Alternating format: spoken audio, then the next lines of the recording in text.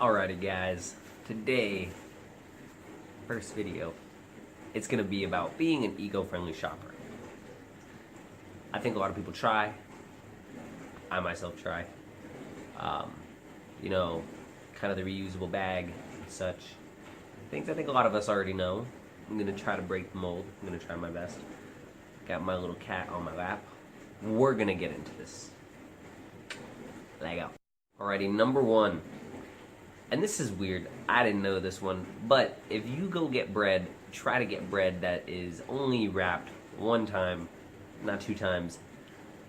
It seems a little tricky, it was hard for me to get, but like, you know what I mean? Like there are those breads that are wrapped in kind of like a weak cellophane, and then on top, they're wrapped in kind of like a loose wrap. However, most of the bread I end up getting, I go to Publix, it's like $1.99, and it is only wrapped once, so you don't have to pull it out of the double bag, but apparently, it saves up to 60,000 pounds of plastic that ends up in landfills every year. That's crazy. 60,000 pounds. I didn't know it either. Thought it's not conventional. Unconventional is the word.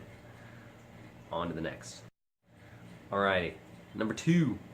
Number two is they actually say to buy larger cans of things, which is hard because I personally, man, it's hard to commit to because like I use, if you end up using like half a can, like tomatoes, I don't need a 28-ounce can of tomatoes. I don't use them that much anyways, but like if I end up using them, it's kind of like some weird curry.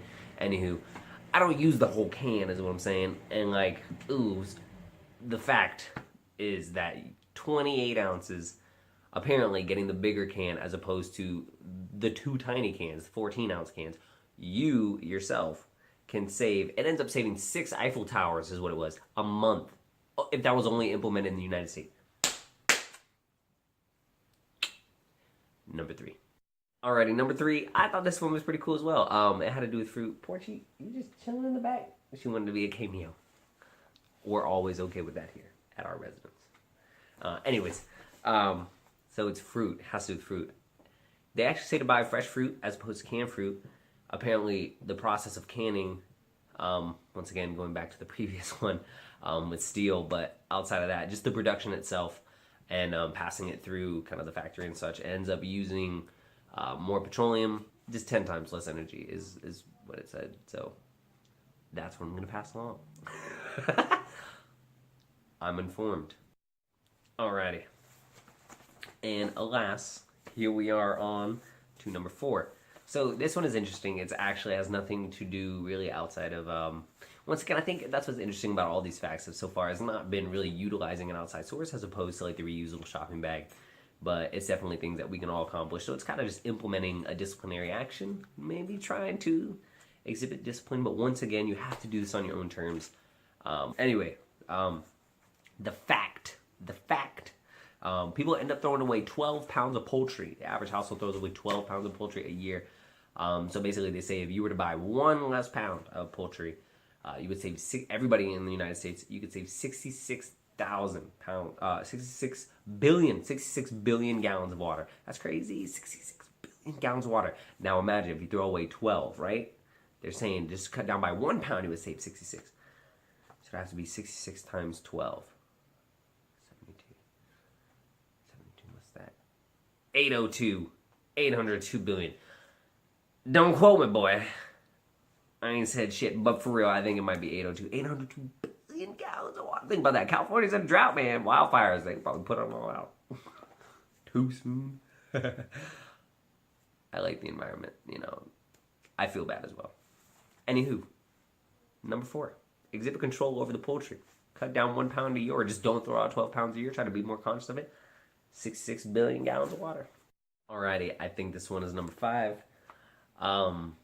So once again, just now reiterating the concept, not sure if we got lost, I kind of did. It's just eco shopping, so or how to become a more environmentally eco-friendly, eco-conscious shopper. Use your money, you fight with your money, remember that. That's rule number 1. Whatever you buy, you end up encouraging, you encourage. So anyways, leading into number 5, which is being and buying organic vegetables and fruits. I'm not always the greatest at this as well. I know sometimes the pockets are tight. I really try to. Trader Joe's, don't know if you know, recently got turned on to it. Well, I've known about it, but once again, I'm devout Publix from the South, you know what I'm talking about. This kind of like this weird culty shit about Publix. My pleasure. Oh yeah, when you're here, your family. No, that's all good. Anywho, Trader Joe's is a great place to go to get cheap organic vegetables. But basically, so you could limit 90% of your exposure of pesticides by buying organic fruits and vegetables.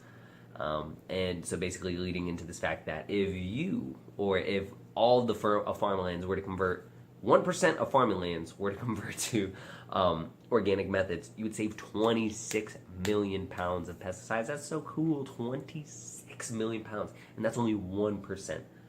Imagine if they all went. So it'd be 100 times 26 million.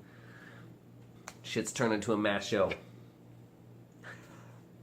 But yes, so 26 million pounds of pesticides, if 1% of the farmlands converted to organic, and you could limit your exposure of pesticides by 90% if you just eat organic fruits and vegetables. That's crazy. I wonder what the other 10% is. We'll save that for next time. Alrighty. I hope you enjoyed the tips. Let me know if there's anything you want me to do, anything you want me to look into. I'm all about the eco-friendly shit. I'm trying.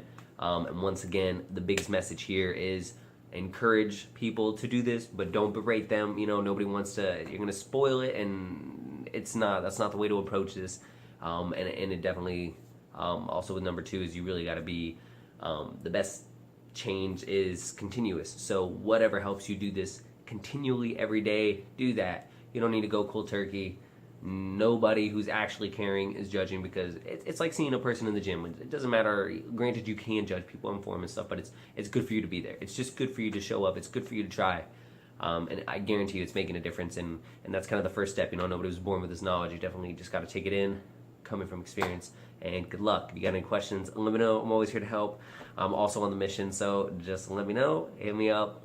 Get accustomed to the videos. Try to subscribe if you see it. I don't know, you probably don't even see this one. First bit, whatever. Let's become a community. Let's do this. Bye. Gabe, out.